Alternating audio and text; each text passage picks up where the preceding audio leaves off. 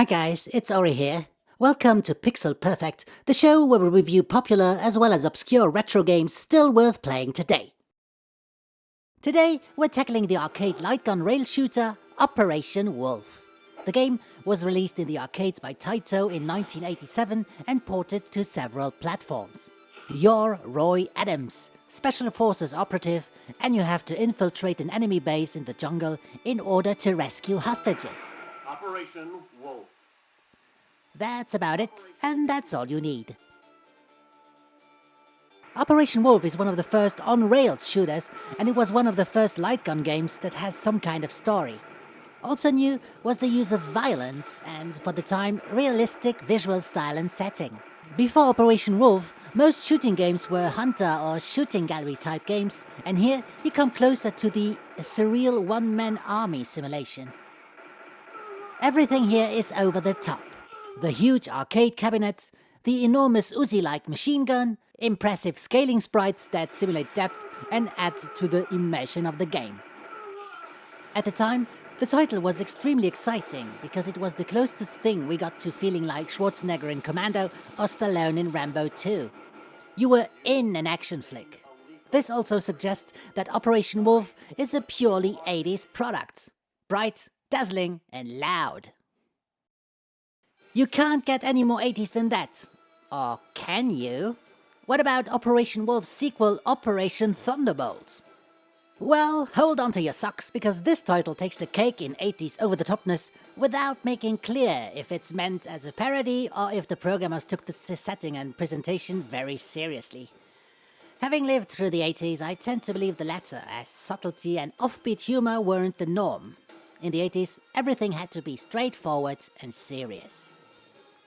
Anyway, let's talk about Operation Thunderbolt, released in the arcades in 1988, 1 year after the first one, and this time there's a two-player option, and the hero from the first game is joined by his mate, Hardy Jones.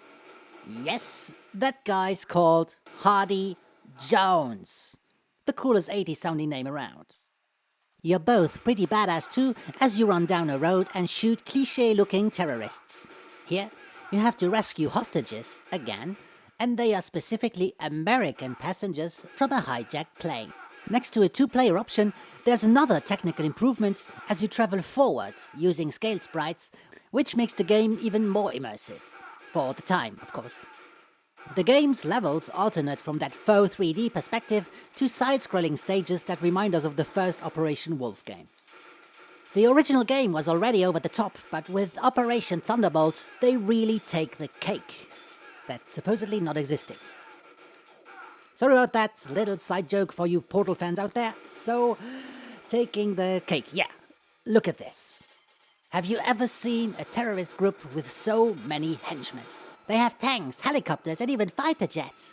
What are they doing just hijacking a plane? With all of this, they could attack and invade America. Easy. Either way, we need to focus on the most important aspect of Operation Wolf and Operation Thunderbolt. They are really fun games. They are designed as arcade games, so they are meant to be short, difficult, and intense. And that's what you get here. A fun, albeit short, gaming experience that is still fun playing today. At the time, Operation Wolf was released on the Master System and various home computers like the Amiga, where you could also find Operation Thunderbolt. The sequel was also released on the Super Nintendo, and for this video, I played it on the Taito Legends compilations on the PS2.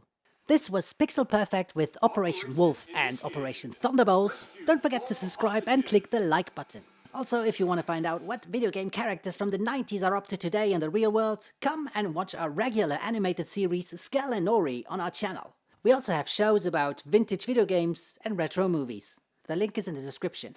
And don't forget to like the video and subscribe to our channel. And if you like what you see, feel free to recommend our channel. That's it, I'm Oree, see you next time.